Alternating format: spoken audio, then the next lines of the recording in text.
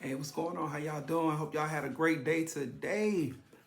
Uh, so this morning, um, I was awakened this morning around like 2ish this morning, and I was just in deep thought, and the Most High was giving me downloads this morning, and on the TV, I keep the TV on all the time. I cut it down low, and it was one of the YouTubers. She was talking about healing, and it just made me think about my own life as far as healing is concerned.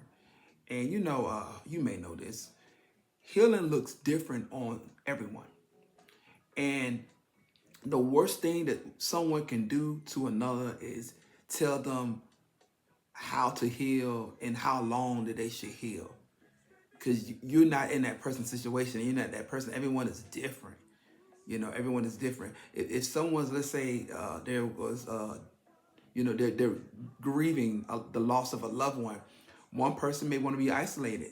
Another person want to be actively working and doing stuff. It's all different, and it's no time limit. And as it pertains to me in healing, I wrote some things down too. I'm a note taker. Um, for me, like for instance, I did another video recently where I shared a lot of my personal experiences, shortcomings, different things like that. Very transparent, very vulnerable. But in doing that, it it just made me. I just felt comfortable. Like I wrote down here, feeling more comfortable sharing vulnerable parts of oneself. And I remember when I first did that, I didn't do it in the video format. I did it. I wrote a big long thing on Facebook, and I tell you, it felt like a weight was lifted off me. Like 300-400 pound woman or somebody was sitting on my lap, and then it was lifted off. I kid you not. It was like it was amazing. Um, when you notice that you are using the trauma to help others, inspire yourself into a healthy actions or feels of like you own your story. And I remember when I after I did that Facebook post, and then I came back into the video and I said, you know what, it was me taking my power. I said it was like me taking the power back. No one can say or use anything against me because I said it first. I put it out myself. And in doing that, it was like some healing came. Now I wrote. I'm up at 2 something this morning, so I was just writing. So I'm gonna read some things that I wrote down here. I remember when I went public with all of my transgressions, sins, shortcomings, and whatnot. Things that I viewed as embarrassing. Um, and I never thought in a trillion years that I would be on a platform such as this discussing those things. Never did I think that would happen to me. And actually, in doing that, it was very free. And these things that I thought defined me, and actually they didn't. These things helped shape and mold me into the person I'm becoming, that I am today, and still becoming. Everything from my earlier years when I was a timid, shy, insecure adolescent and teenager.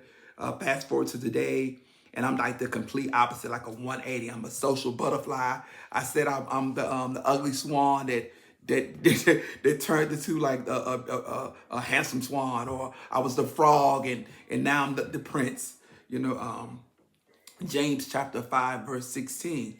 Confess your sins to each other and pray for one another so that you may be healed. The prayers of the righteous has great powers and produces wonderful things.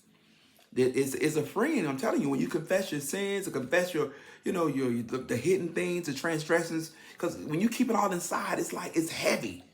It's a heaviness on you. But when you share it, it's like it's just freeing. You know. What else I wrote down here?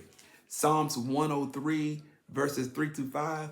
He forgives all your iniquities. He heals all your diseases. He redeems your life from the pit. So when it says he redeems your life from the pit, one of my favorite stories is the story of Joseph. Joseph is one of the 12 brothers, one of Jacob's sons. And his brothers, man, they ain't, You know, Joseph was the youngest at the time, and he was favored amongst, you know, his dad favored him a little bit more. He was the baby, you know, and his brothers was like kind of jealous. And Joseph had a dream that one day he would rule over his brothers, and they ain't like that. So, you know, I don't know if you know the story. They put him in the, how did they do it? They put him in the pit or something like that first. Then, you know, they just went on and sold him into slavery. And, you know, fast forward, you know, he was a dreamer. He could interpret dreams. He found favor with the Pharaoh. They say, you know, he was a ruler. He was over everything. And yeah. And so from the pit to the palace. So if you ever Google from the pit to the palace, the story of Joseph.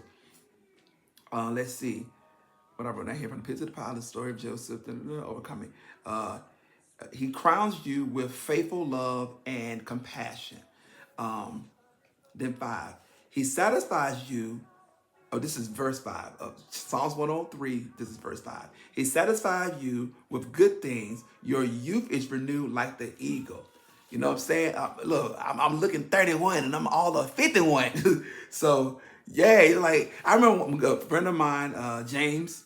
He when we got out the army, he retired like I did, and he said, Jay, he says like you get 10 years of your life back when you get out the military. And yeah, it's like it's right in the scripture. He satisfied you with good things. Your youth is renewed. You know what I'm saying? So it's like it's good. It's very healing. You know what I'm saying? When you get that stuff off you. You know what I'm saying? I just want to share that. Like I said, Yahuwah dropped that in my spirit early this morning. I was writing it down at 2 in the morning. And I said, you know, I had appointments today, teeth did and all that. But when I get home, I'm do a video, do the video to share it with people, all right? All right, so that's it, short and sweet. And if you like this, comment, like, and share, and stay tuned for the next video. All right.